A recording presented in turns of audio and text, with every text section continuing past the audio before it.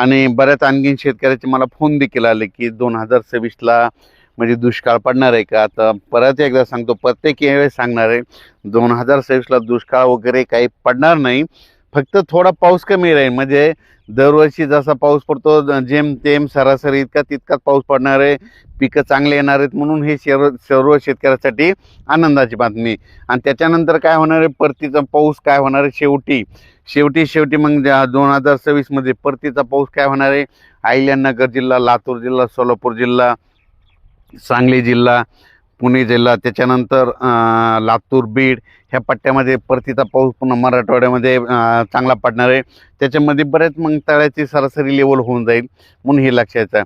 आणि त्या परतीच्या पावसामध्ये म्हणजे सप्टेंबरमध्ये एखादं लो प्रेशर तयार झालं तर मग पुन्हा आणखीन आपल्याला मग खूप चांगलं वातावरण राहील, म्हणून हे लक्षात आहे. पण 2026ला जेमतेम पाऊस राहणार आहे, सरासरी इतकाच राहणार आहे, पिकं चांगली येणार आहेत, म्हणून सर्वप्रथम शेतकऱ्यासाठी आनंदाची बातमी. पण असं खूप नुकसान होईल असा काही सध्या म्हणजे तसा पाऊस असा 2025ला पडला तसा काही पडणार नाही, म्हणून हे सर्व शेतकऱ्यांनी लक्षात घ्यायचं. दरवर्षी आपल्या महाराष्ट्र 22 फेब्रुवारी ते 10 मार्च दरम्यान महाराष्ट्र, मध्य प्रदेश, गुजरात आणि राजस्थान ह्या राज्यामध्ये काय असतं, गारपीट असते. पण ही गारपीट तुम्हाला सांगतो महाराष्ट्रात सगळीकडे होत नाही. त्याच्यामुळे काही घाबरून जायचं, काही चिंता करायची नाही. उगाच झाली तर 10-12 गावामध्ये होत असते, फक्त एखाद्या भागात होते, काही भागात होत बी नसते. म्हणून फक्त त्या टायमाला वातावरण खराब असतं, म्हणून हे सर्वप्रथम शेतकऱ्यांनी लक्षात घ्यायचं.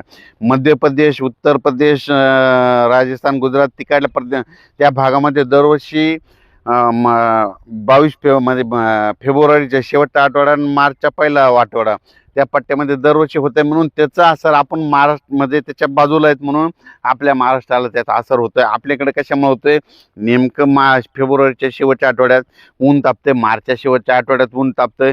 त्याच्यामुळे ते बाष्पयुक्त वारे आपल्याकडे खेचल्या गेल्यामुळं आपल्याकडे ते थोडाफार असर होतं. म्हणून एवढं काही घाबरून जायची चिंता नाही. फक्त वातावरण मात्र 22 फेब्रुवारी ते 10 मार्च खराब होईल, एवढं मात्र सर्व शेतकऱ्यांनी लक्षात घ्यायचं.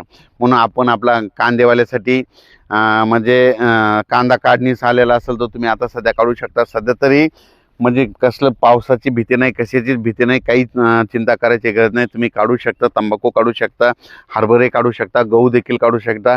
खूप पोषक वातावरण आहे. 10-12 दिवस कसलं वातावरणात काही बदल होणार नाही, म्हणून हा अंदाज सर्व शेतकऱ्यांनी लक्षात घ्यायचा.